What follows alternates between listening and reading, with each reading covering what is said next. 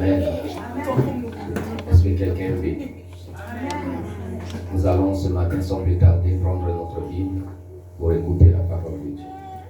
Je voudrais tout simplement rendre grâce à Dieu pour la présence de tout et chacun.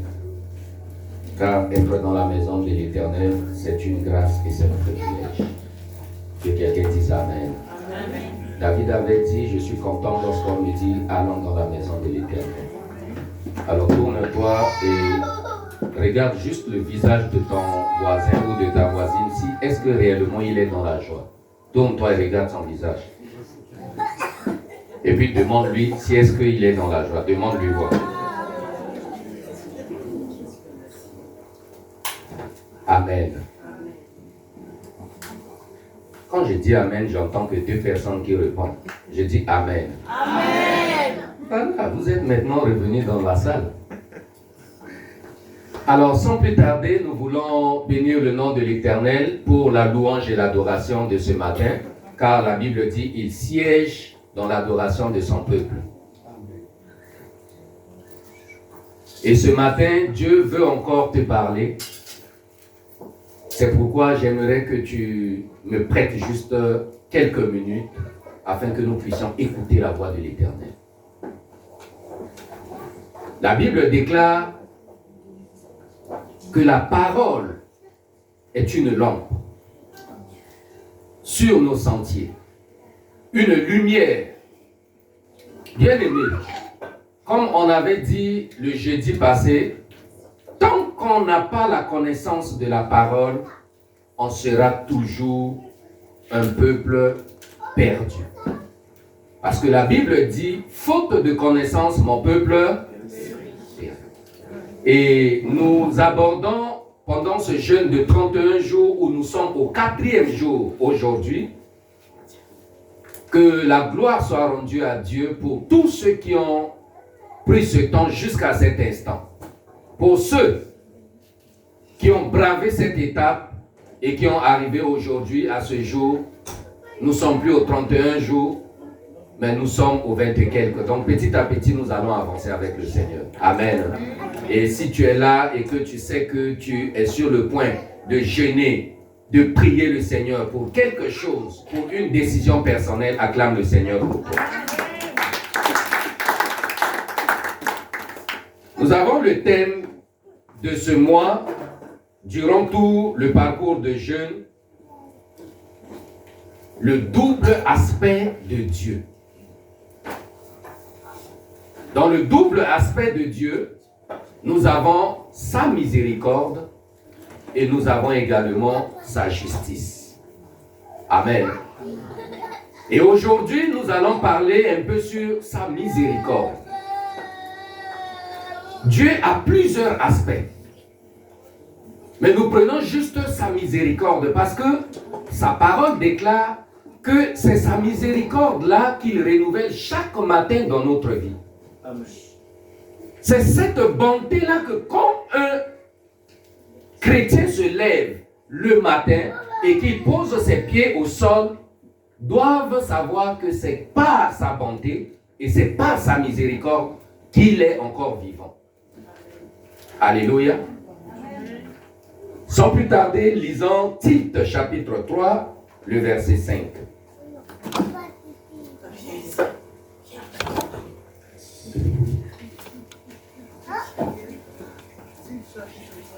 Le verset 5.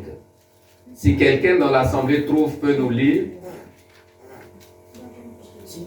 Tite 3. Il nous a sauvés, non à cause des œuvres de justice que nous aurions faites, mais selon sa miséricorde, par le bain de la régénération et le renouvellement du Saint-Esprit.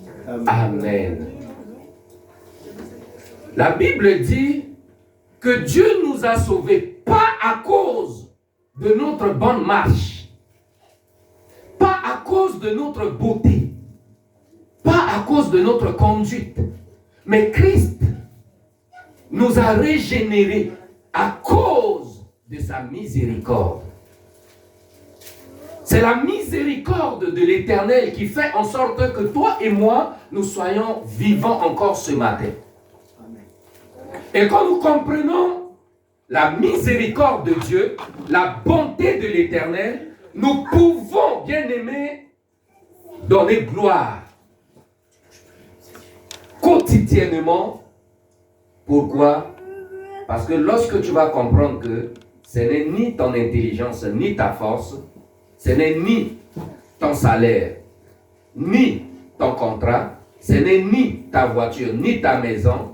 Parce que, bien aimé, nous devons aussi voir de l'autre côté les riches. Malgré leur argent, malgré leur richesse, quand Dieu dit que ça s'arrête là, leur vie s'arrête là. Amen.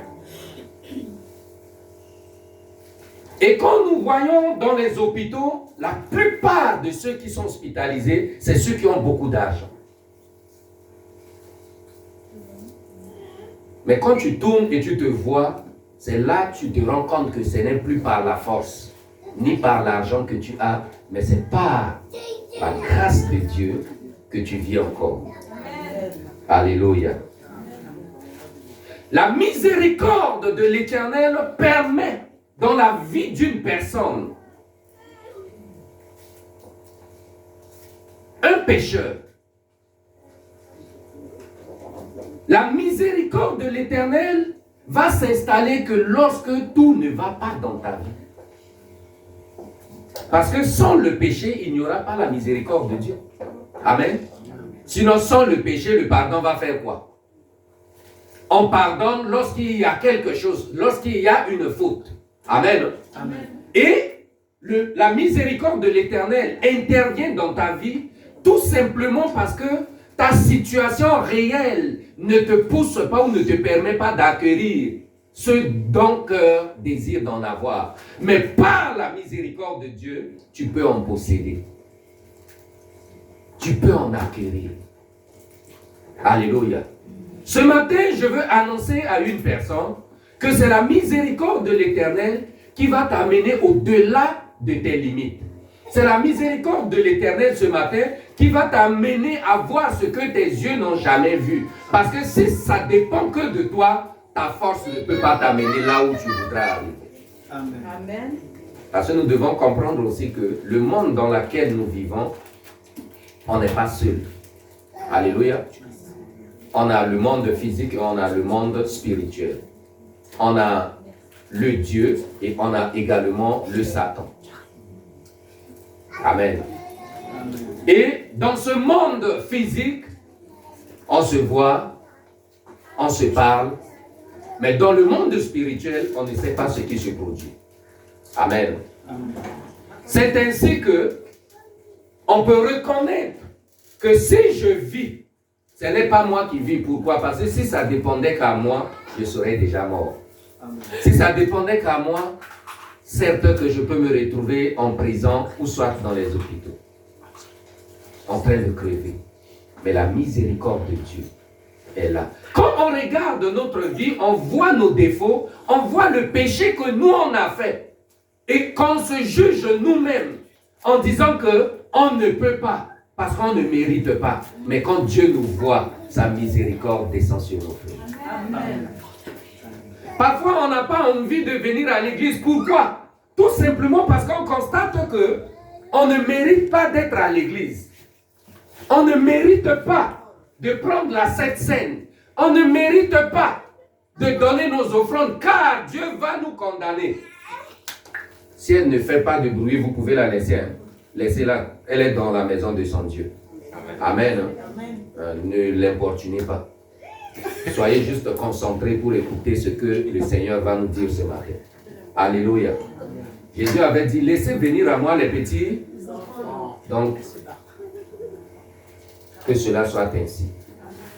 Bien-aimés dans le Seigneur, seule la miséricorde de Dieu peut t'enlever de l'état du péché et te déposer dans la position de la justice.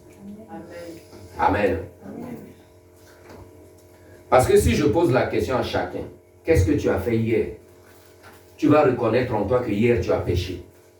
Tu vas reconnaître en toi hier que tu t'es énervé. Alléluia. Amen. Il y a quelque chose dans ton cœur que tu reconnais que ce n'est pas bon ce que j'ai fait. Mais ce matin, quand Dieu te voit, il ne te voit pas comme un pécheur. Il te voit comme son fils. Il te voit juste. Il te voit comme quelqu'un qu'il a racheté par son sang. Et c'est ça la parole de Dieu.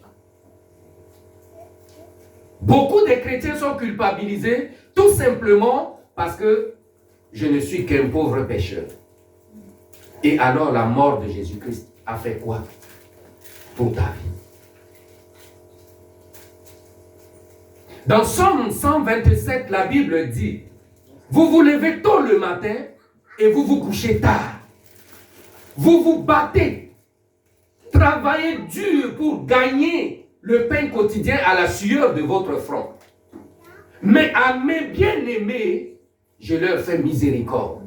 Même pendant leur sommeil, je leur donne du pain à manger. Ça ne vous arrive pas de voir souvent d'autres personnes qui ne se battent pas trop, mais ils réussissent. Tout simplement parce qu'ils ont mis leur confiance en Dieu. Et de voir aussi d'autres personnes qui travaillent, qui font 2 travails, 3 travails, mais ils ont toujours des arriérés et ils ont toujours des comptes découverts. Ils sont toujours insatisfaits. Pourquoi? Parce que quand tu ne te confies pas à l'Éternel, sa miséricorde ne peut pas reposer dans ta vie. Amen. David avait dit une chose. C'est toi qui me diriges. C'est toi qui conduis mes pas dans des verts pâturages. Dieu sait là où il va t'amener pour que tu trouves de quoi à manger, de quoi à te vêtir et de quoi à survivre. Amen. Dieu connaît par quel chemin il peut t'amener pour que tu puisses réussir dans la voie que tu empruntes.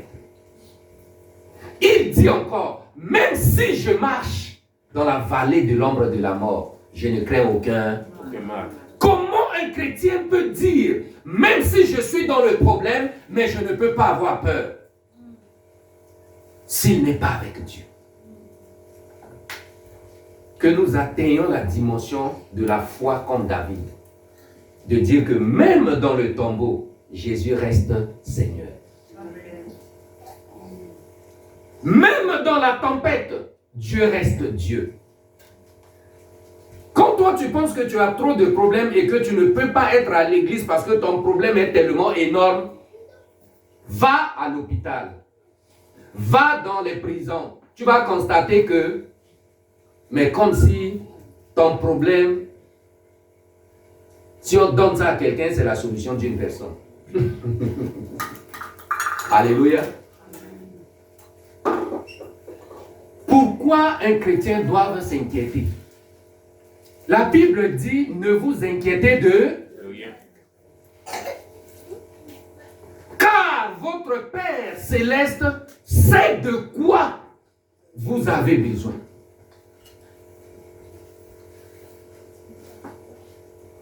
Alléluia. L'histoire nous raconte plusieurs personnes dans la Bible qui ont reçu ce qu'on appelle la miséricorde. La miséricorde, c'est quoi? C'est quelque chose qui est immérité. C'est quelque chose qui a été dédié par interdit et Dieu est venu mettre ça libre. Nous voyons l'histoire de Rahab. Qui connaît l'histoire de Rahab? La prostituée. Alléluia. Rahab, bien-aimée, était une prostituée de haut niveau. Elle était la cheftaine des prostituées dans la ville où elle se trouve. En dehors de Rahab, personne ne pouvait faire la prostitution plus qu'elle. C'est-à-dire le giga de sa prostitution a dépassé même le pays, au point où même le président de la République savait sa fonction. Mais à Jéricho, quand Josué a envoyé des espions pour aller voir si est-ce qu'ils peuvent prendre Jéricho, quand les espions arrivent, c'est Rahab qui les a reçus. Rahab, en recevant ses serviteurs, a fait une promesse. Je sais, parce que le pays est dans le trouble. vu l'histoire de ce que Dieu a fait dans la vie d'Israël, en traversant la mer Rouge à pied sec, moi, Rahab, je sais que même le président de mon pays est en train de trembler. Et je sais une chose. Vous allez juste me faire une alliance. Si vous venez de me détruire la ville, est-ce que vous allez me sauver? Parce que je suis en train de vous cacher. Alléluia. Et quand le contrat est fini, la Bible dit, le jour où Israël s'est monté vers Jéricho pour détruire Jéricho, les disciples ont juste donné une instruction à Rahab. Pendant que nous allons partir, prends juste le tissu rouge, attache ça devant ta porte. Rassemble toute ta famille.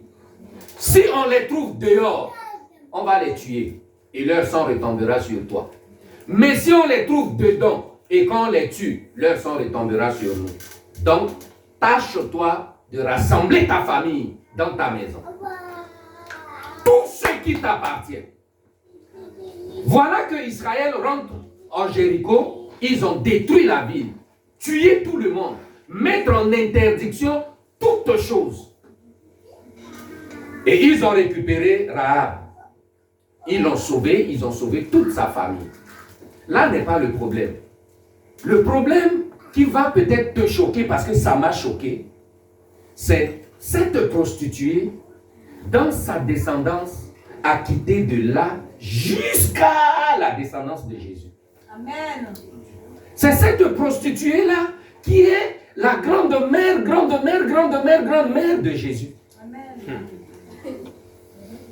La miséricorde de Dieu peut te prendre de l'étape de la prostitution, de l'étape de voleur, de l'étape de péché et te positionner à un niveau où tout le monde va croiser le bras et demander si c'est toi ou si ce n'est pas toi. Alléluia. Rahab arrive en Israël. Elle épouse un homme. Elle fait un enfant. Et cet enfant va s'appeler Boaz. Boaz va rester de son côté. La miséricorde va encore chercher une personne qui a été dédiée par la malédiction. Parce que lorsque l'autre a quitté Sodome, sa femme est morte. Et l'autre est resté avec deux de ses fils. De ses filles. En arrivant quelque part, ils se sont installés. Il n'y avait pas un homme pour coucher avec les deux filles. Et ils se sont fait enivrer leur père. Et ils ont couché avec leur père. Ils ont eu aussi des enfants. C'est pourquoi Dieu a maudit cette génération.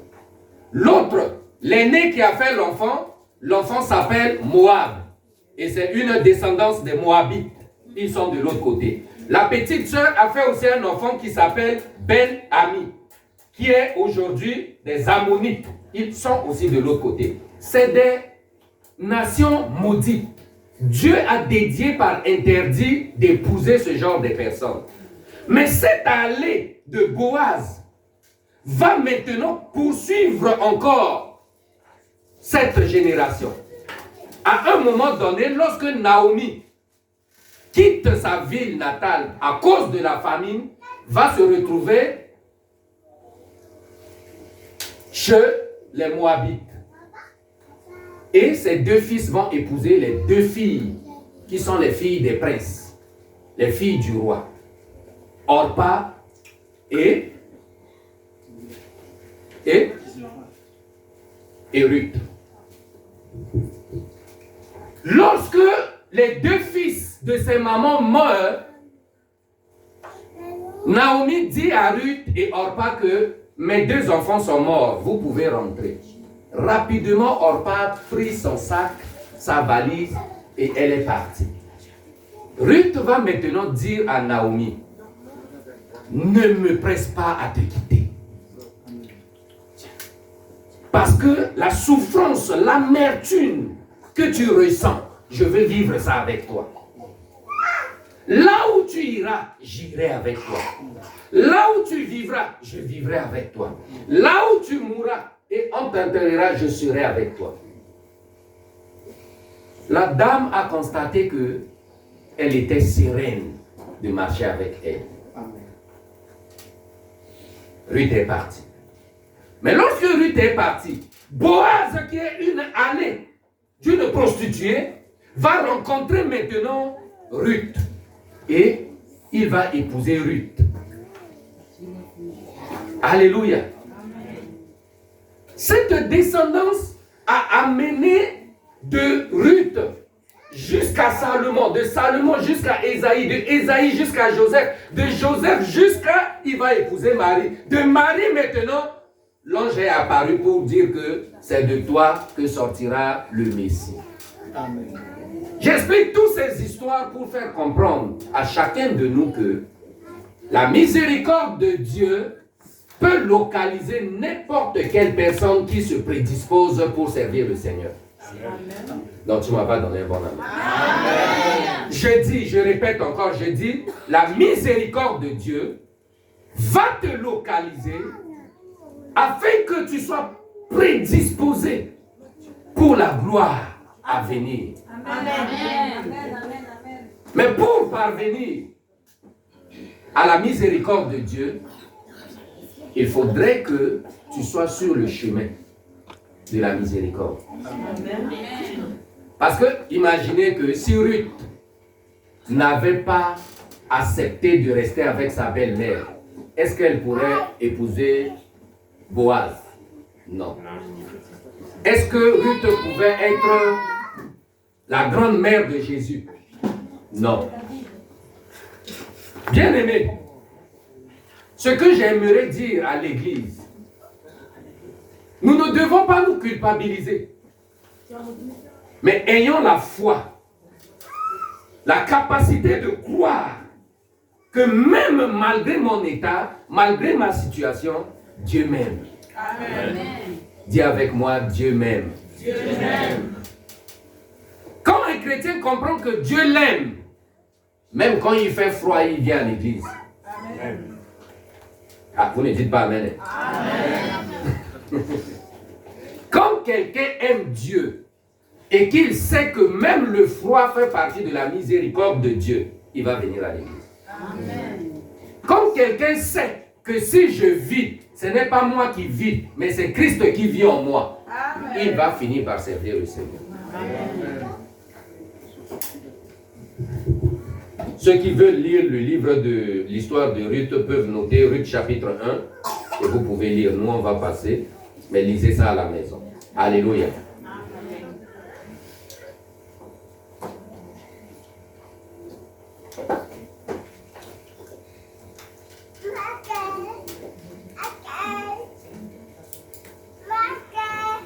Psaume 86, le verset 5.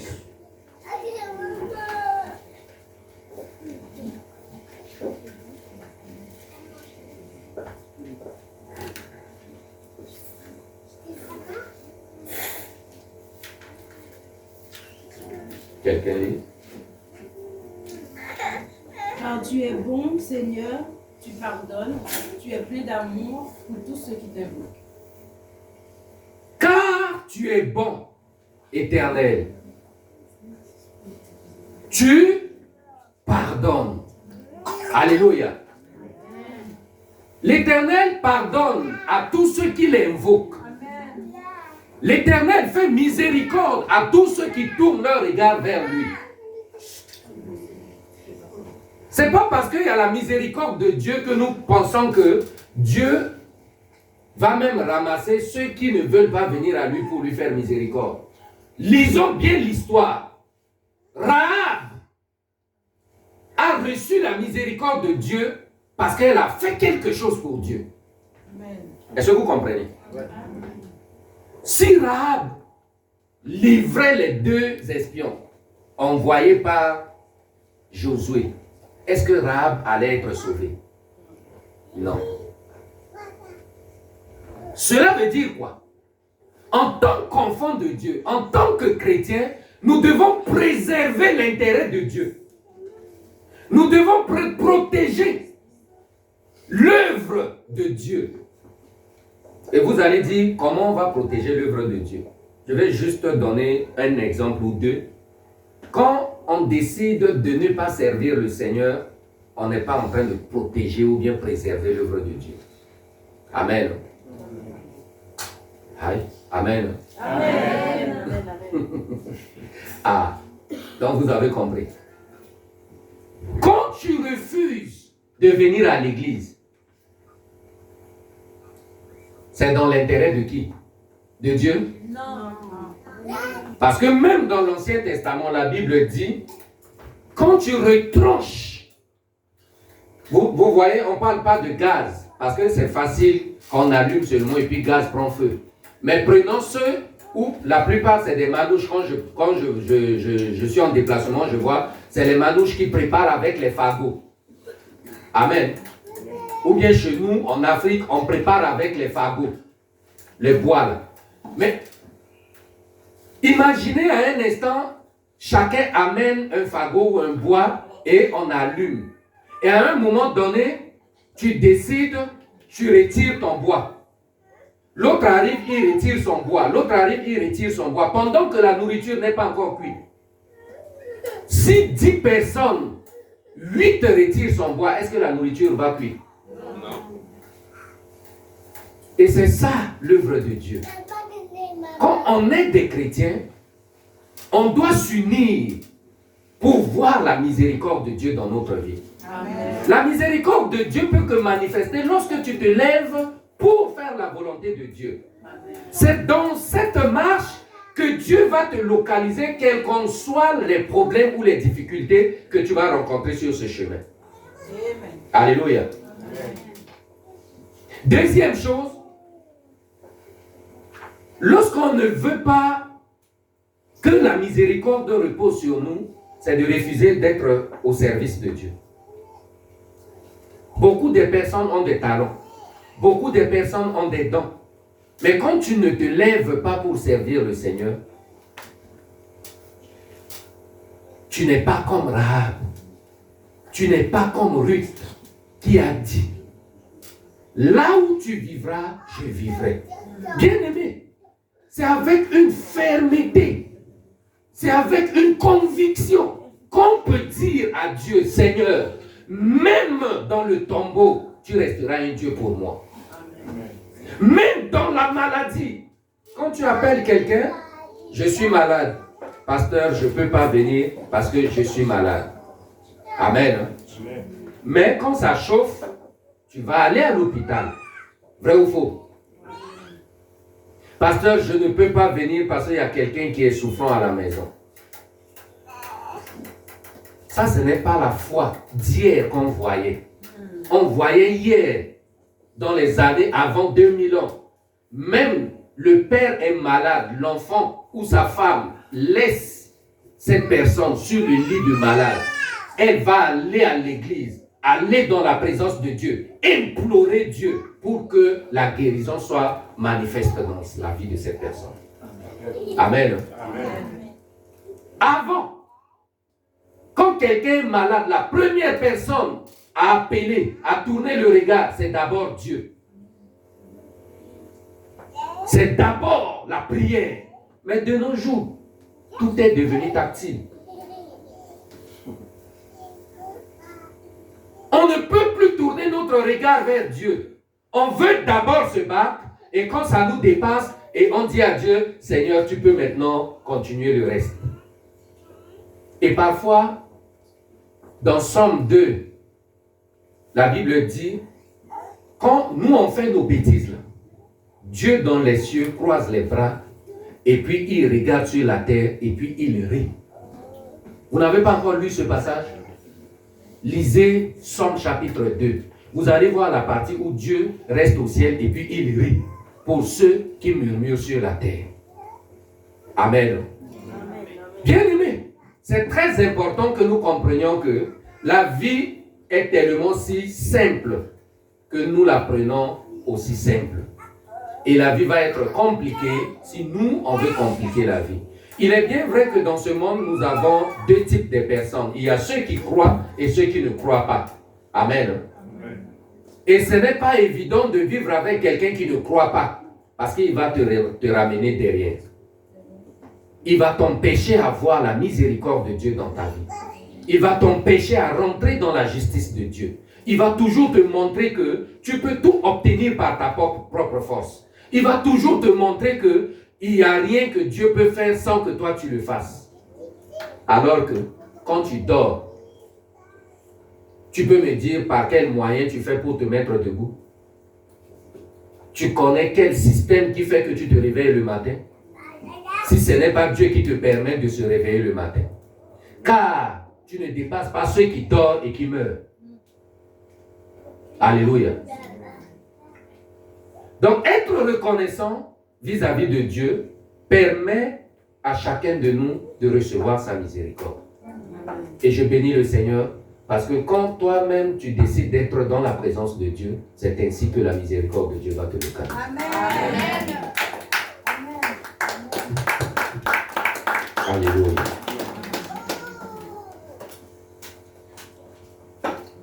Nous allons lire Exode chapitre 33, le verset 19.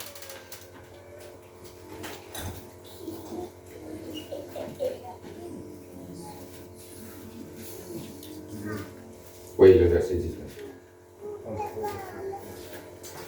J'ai lu au nom de Jésus. L'Éternel répondit: je ferai passer devant ta face toute ma bonté et je proclamerai devant toi le nom de l'Éternel.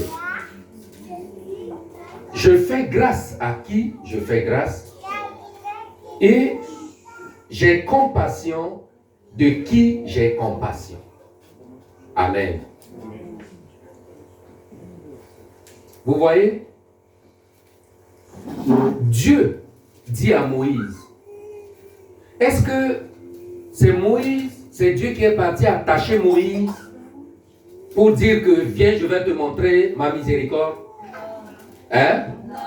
Est-ce que c'est Dieu qui a invité Moïse de dire que, petit, je veux que tu voies ma bonté, viens, je vais te le montrer? Non.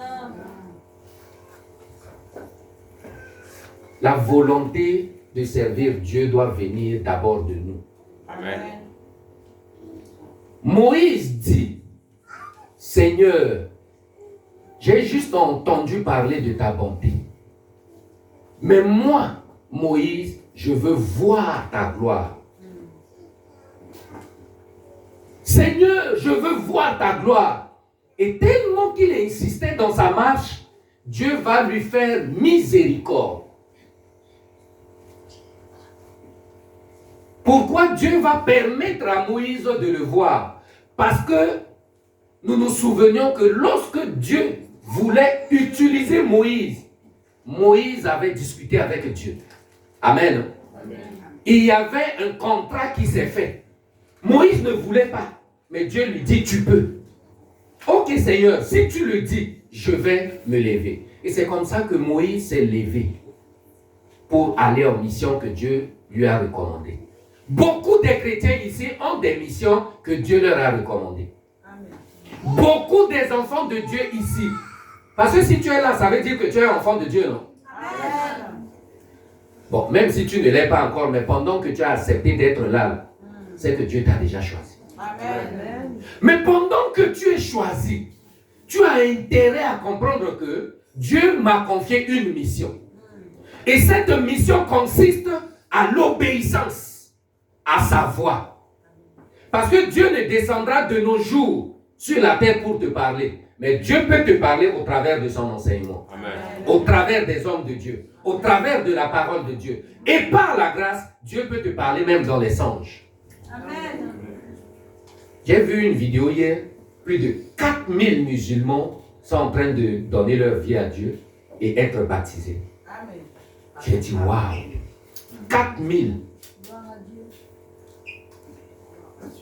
Ils ont dit, dans le Coran, on n'a pas vu ou on n'a pas lu une partie où on dit que quelqu'un est venu mourir pour nous. Dans la Bible, on a trouvé ça, donc nous on va aller. Et 4000 personnes. Bien aimés, Dieu est tellement vrai. Et ce que j'aime chez les musulmans, c'est que quand ils croient et ils viennent à Dieu, ils font 10 fois ce que les chrétiens ne font pas. Amen. Amen.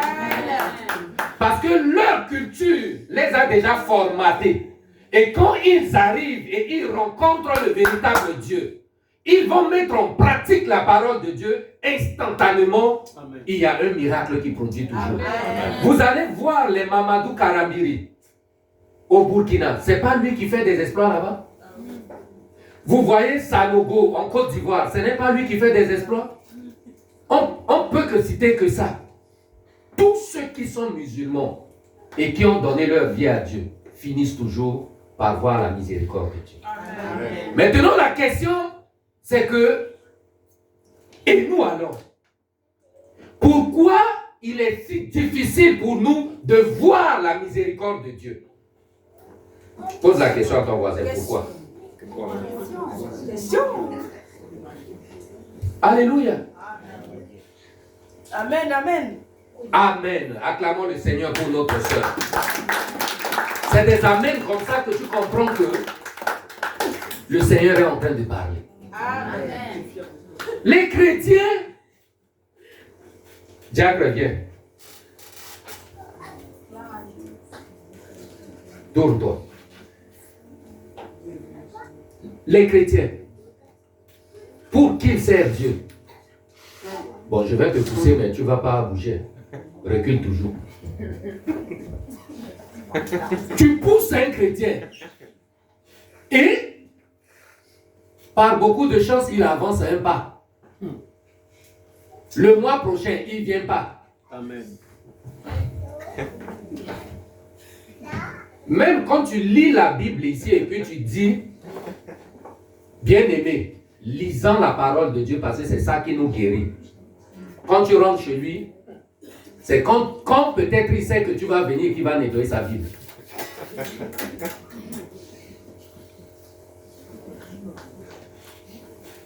La Bible dit la foi vient de ce qu'on entend. Quand tu n'entends pas la voix de Dieu, tu vas mettre ta foi sur qui? Tu vas mettre ta foi sur quoi? Et c'est ça qui fait qu'on est frustré. Frustré dans la louange. Frustré dans l'adoration. Je vous ai dit que prochainement, je ne vais plus jamais tourner dire à quelqu'un, ferme tes yeux. Si tu veux, regarde.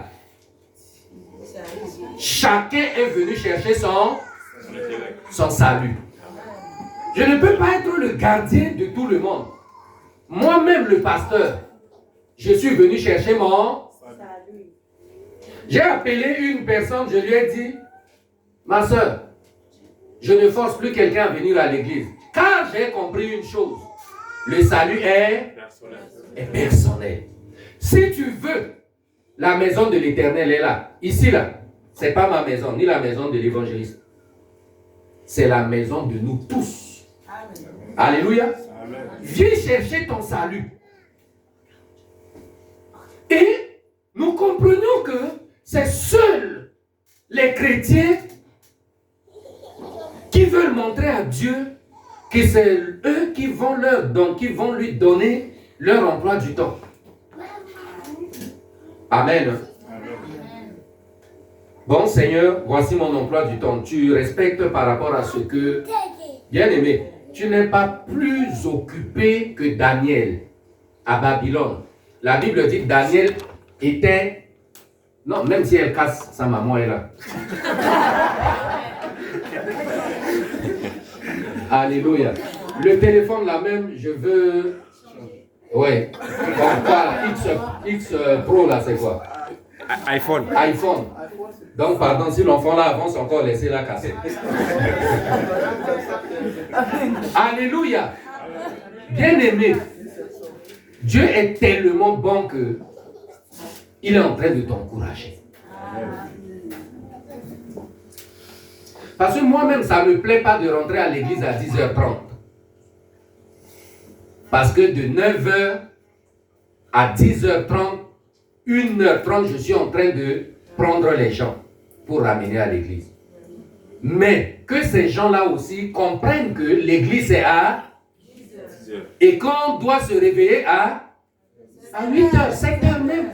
Si tu vois que tu es tout le temps en retard et que tu veux que la miséricorde de Dieu te localise, mais réveille-toi à l'heure. Dis à celui qui est à côté de toi, réveille-toi à l'heure. Réveille-toi à l'heure. Alléluia.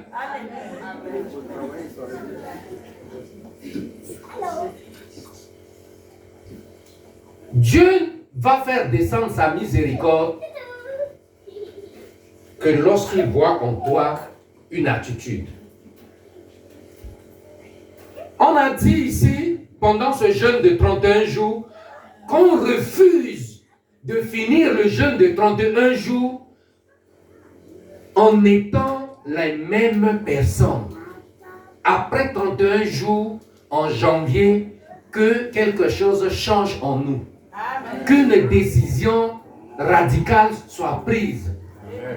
Qu'une position soit installée, établie en nous. Amen. Prends des bonnes décisions. Tu n'es pas encore marié, tu peux décider dans le jeûne, Seigneur, fais-moi grâce. Et parfois même quand le Seigneur te fait grâce là, sois humble et attendre un homme. Amen. Amen, amen, amen. On prie pour le mariage et on ne voit rien. Et on pense que Dieu ne nous entend pas. Dieu nous écoute. Mais parfois ces gens-là arrivent. Mais toi, tes critères, c'est que tu veux un homme avec beaucoup de barbe. Non, Seigneur, mon goût, c'est celui qui a la tablette. Et qui a les pectos. Et quand il t'amène celui qui n'a pas de tablette mais qui a l'ordinateur, tu dis ce n'est pas lui. Alors tu ne connais pas l'avenir de cette personne. Amen.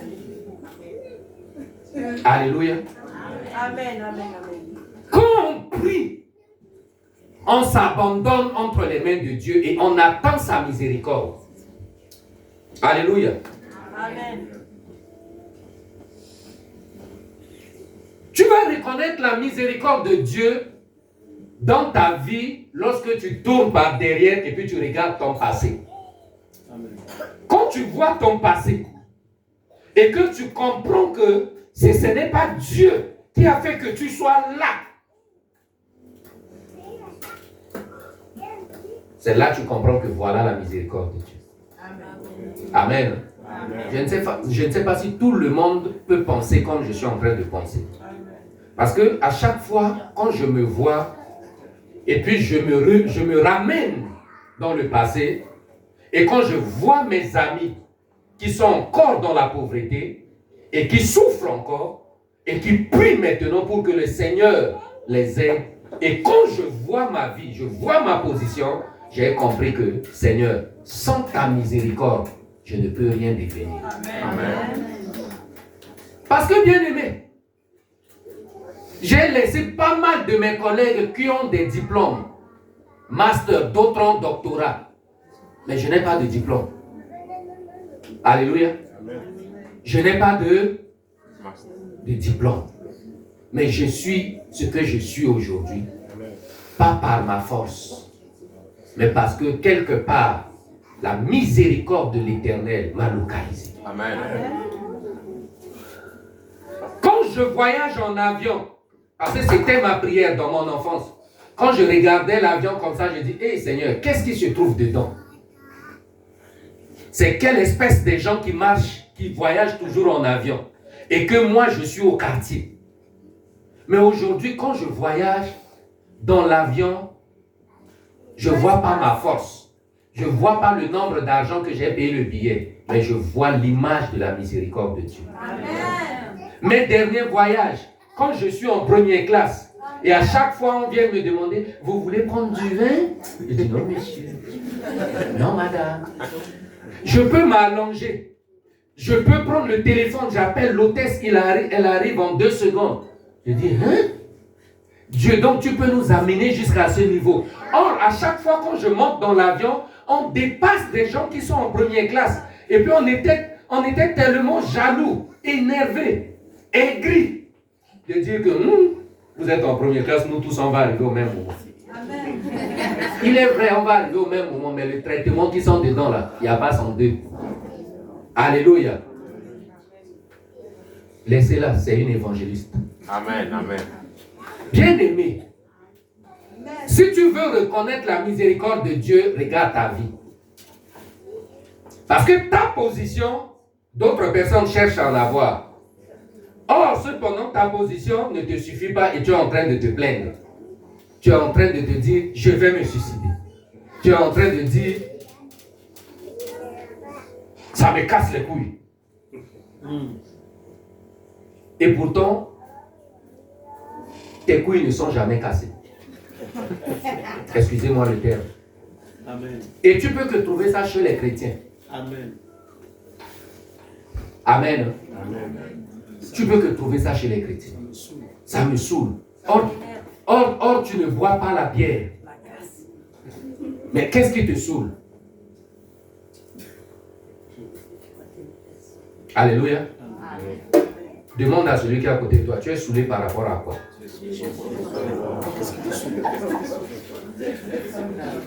Parce que chaque matin, l'Éternel renouvelle sa bonté dans ma vie. Chaque matin, l'Éternel renouvelle sa force dans ma vie. Comment je peux me saouler dans la journée? Saouler, oui, par rapport au Saint-Esprit, qui va me conduire à évangéliser, me conduire à inviter les gens à l'église, me conduire à prêcher l'évangile aux gens. Vous ne pensez pas que les gens ont trop de problèmes dehors? Vous voyez des immeubles où chacun dans sa grande maison, là, c'est rien. Rentre dans son cœur, tu vas comprendre qu'il y a souffrance qui s'est installée dedans. Mais ce n'est que par la prière que nous pouvons atteindre une dimension où personne ne peut nous donner. Alléluia. Donc, bien aimés, nous allons continuer notre jeûne. Tournons nos regards vers Dieu. Quels sont ceux qui ont jeûné et quels sont ceux qui n'ont pas jeûné? Je prends d'abord ceux qui ont jeûné. Même si c'est un jour que tu as fait, je veux voir les mains. Ceux qui ont jeûné. Voilà. Ça, c'est bien. Acclamons le Seigneur pour eux. Maintenant, ceux qui n'ont pas jeûné, non, soyez fidèles en vous-même. Je veux voir les mains. Ceux qui n'ont pas jeûné. Waouh. Pour papa, je peux comprendre. Moi, je vais jeûner à la place de papa. Mais maman va jeûner. Amen. Acclamez pour ceux qui n'ont pas jeûné. Et quand je dis acclame, tu dis oh. On acclame parce que eux, ils vont jeûner aujourd'hui et demain. Alléluia. Bien aimé, on a dit fais une expérience avec Dieu. Quand tu fais une expérience avec Dieu, tu vas voir la main de Dieu dans ta vie. Il y avait une instruction qui est donnée à Israël. Et Dieu a dit, même les animaux doivent jeûner. Parce que Dieu voulait intervenir. Amen. Amen. Esther voulait aller régler un problème. Et elle dit à Mardoché, dites au peuple de Dieu de jeûner. Car demain, après le jeûne de 3 jours, j'irai voir le roi. Ma soeur, mon frère, tu es malade, tu as un problème. Avant que tu montes pour régler ce problème, monte d'abord devant Dieu. Amen. Alléluia. Quand tu montes devant Dieu premièrement, même la maladie même va confirmer le code. Amen. Vous savez pourquoi vous ne jeûnez pas? Vous voulez que je vous dise? Ça va vous choquer. Mais que ça vous soigne. Ok?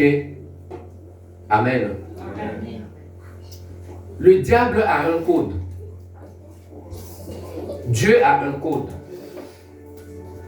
Et c'est ces codes-là que Dieu peut utiliser pour entrer en connexion avec ceux qui ont le même code. Exemple, Rahab avait le code de dire que si je fais du bien, je peux attirer la miséricorde de Dieu sur moi. Ruth avait un code qu'on ne peut pas abandonner une personne qui est dans l'amertume. L'amour de Dieu consiste à aimer et à supporter. L'amour de Dieu consiste à partager même la souffrance de la personne. Quand elle a eu le code, Dieu est descendu dans sa vie. Amen. Et sa race a été sauvée de la malédiction à la bénédiction. Amen. Quand nous voyons l'histoire d'Abel et Caïn, Caïn avait un code.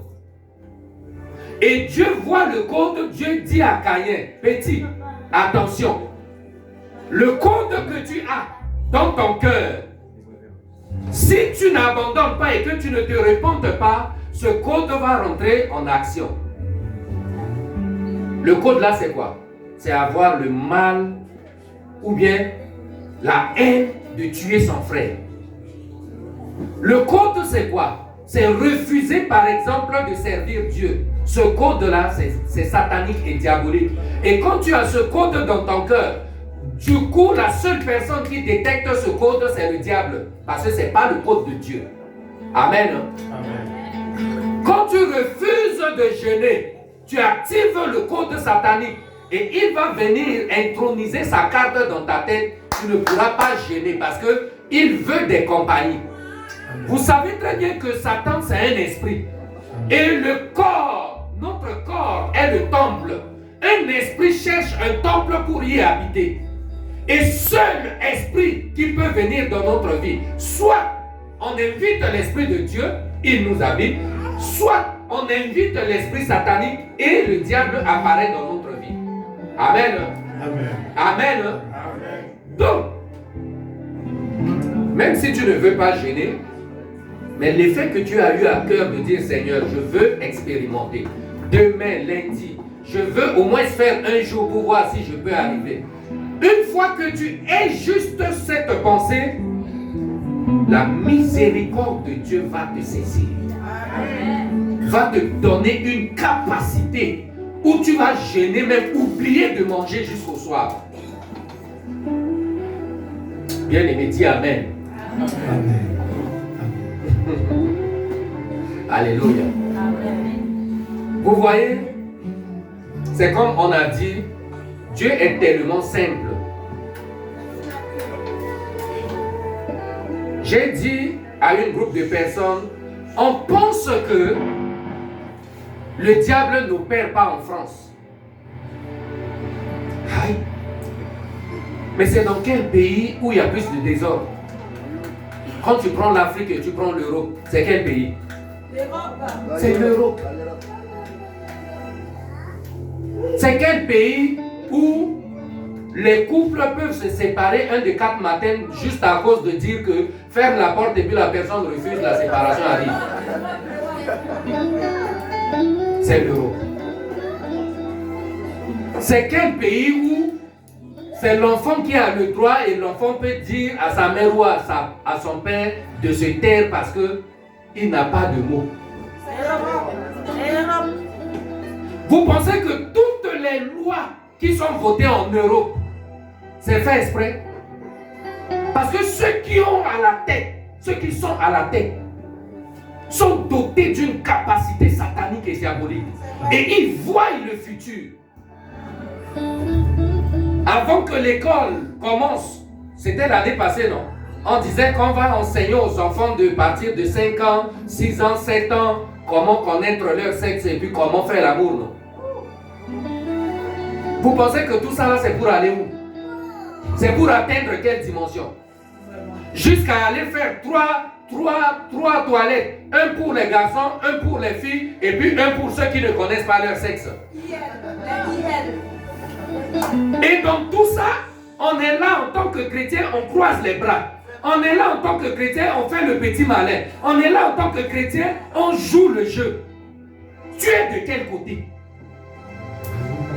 Chrétiens, nous devons nous lever. Vous savez pourquoi on échoue dans le mariage? Parce que lorsqu'on ne bâtit pas notre intérieur, lorsqu'on ne bâtit pas notre futur dans la prière, ça va nous attendre demain. Amen.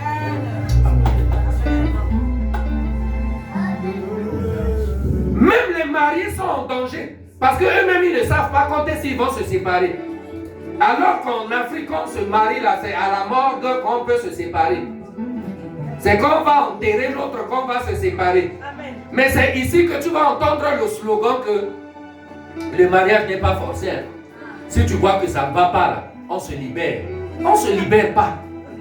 On met Dieu dedans. On met Dieu dedans et puis on avance avec. Amen. Quand on s'est marié avec mon épouse, pendant presque 1 an, heureusement que j'avais la miséricorde de Dieu en moi. À chaque fois, mon épouse dit, le mariage, c'est pas forcé. Si tu vois que ça marche pas, on se sépare. Je dis quoi? C'est pas ce que monsieur le maire avait dit. Monsieur le maire avait dit, c'est pour le meilleur et pour le... Pour le meilleur et pour le... Donc, maman, on a un cantique chez nous. Et je lui ai chanté ça. Chante ça, papa. Et Maginaleni, et supporteni. Ça veut dire quoi? C'est toi qui m'as dit de chanter, non? Oui. Maintenant, traduis ça. On reste dedans et on va supporter Amen. jusqu'à la fin. Amen. Il y avait une femme, son mari l'a mis dehors. Elle aussi, elle est rentrée dedans, elle a mis valise de monsieur dehors. Quand le monsieur veut ramener sa part, elle aussi elle ramène sa part. On va où?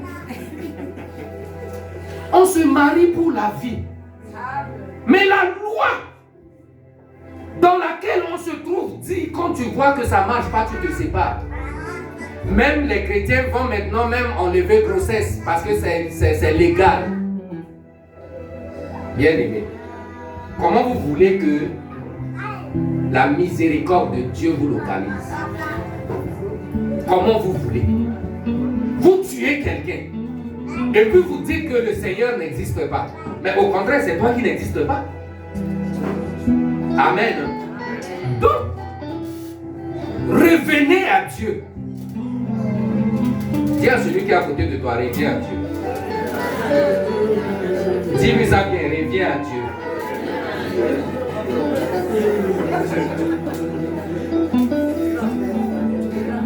Est-ce que quelqu'un est béni?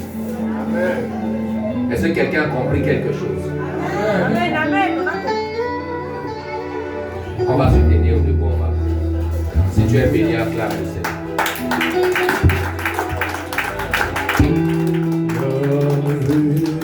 Merci. Ferme tes yeux là où tu te trouves. Nous allons prier ce matin. Dieu ne parle jamais en vain. Certes que sa miséricorde est dans la salle. Et Dieu localise chacun de nous ce matin.